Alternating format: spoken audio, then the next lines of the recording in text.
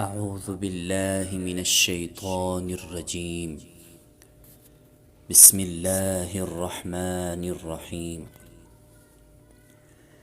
إن إبراهيم كان أمة قانتا لله حنيفا ولم يك من المشركين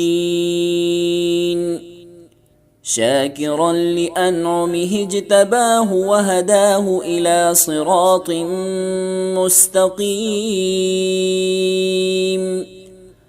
وآتيناه في الدنيا حسنة وإنه في الآخرة لمن الصالحين.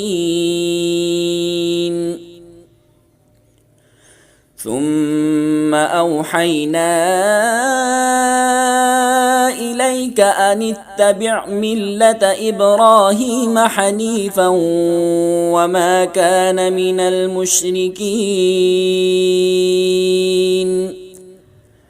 إنما جعل السبت على الذين اختلفوا فيه وإن ربك ليحكم بينهم يوم القيامة فيما كانوا فيه يختلفون.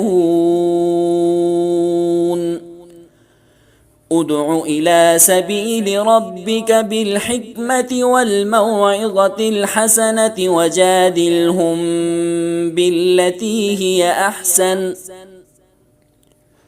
إن ربك هو أعلم بمن ضل عن سبيله وهو أعلم بالمهتدين.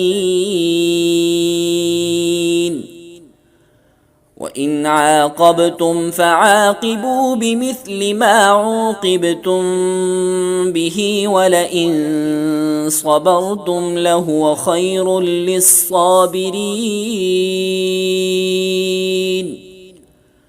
واصبر وما صبرك إلا بالله ولا تحزن عليهم ولا تك في ضيق مما يمكرون.